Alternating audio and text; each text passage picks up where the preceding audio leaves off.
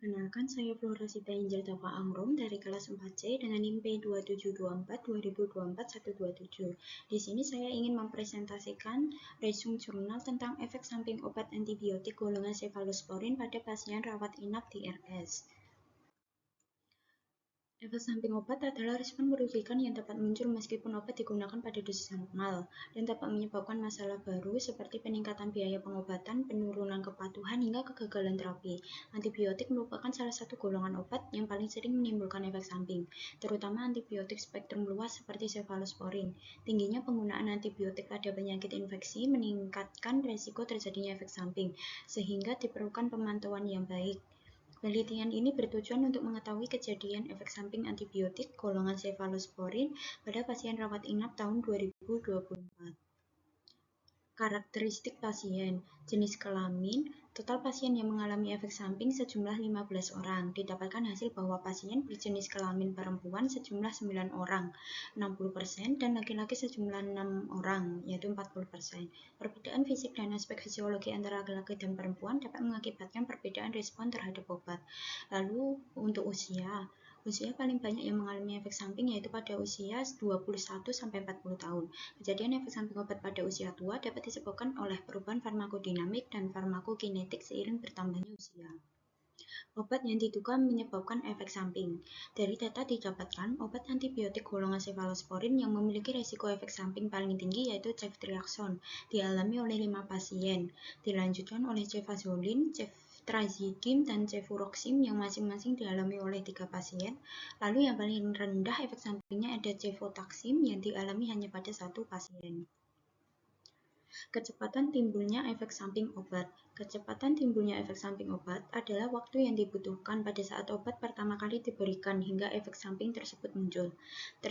Berdasarkan data, efek samping obat paling sering terjadi dalam 30 menit pertama setelah pemberian obat, yaitu dialami oleh 5 pasien atau 33,33%.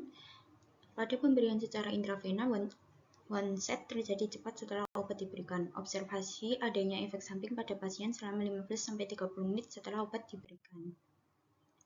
Lalu, bentuk manifestasi efek samping obat. Bentuk manifestasi efek samping obat ini merupakan gejala atau tanda yang terjadi sebagai akibat dari suatu efek samping. Bentuk manifestasi antibiotik golongan cefalosporin yang paling banyak terjadi adalah sesak nafas, bengkak, dan gatal dialami oleh 26,67% pasien. Gatal dan bentol serta gatal dan bengkak dialami oleh 20% pasien. Lalu ada urtikaria dialami oleh 13,33%.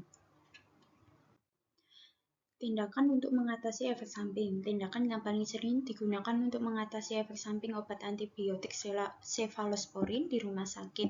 Ini adalah pemberian injeksi dexamethasone 5 mg dan injeksi diphenhydramin 10 mg diberikan kepada 5 pasien. Lalu injeksi dexamethasone 5 mg saja diberikan kepada 4 pasien dan penggunaan dihentikan diberikan kepada 2 pasien. Lalu ada status atau kesudahan ISO. Ada pasien yang telah mengalami efek samping obat antibiotik golongan cefalosporin dan telah menerima penanganan untuk mengatasi efek samping tersebut, didapati status atau kesudahan efek samping obat antibiotik golongan cefalosporin yaitu sembuh sejumlah 14 pasien dan sembuh dengan gejala sisa sejumlah 1 pasien.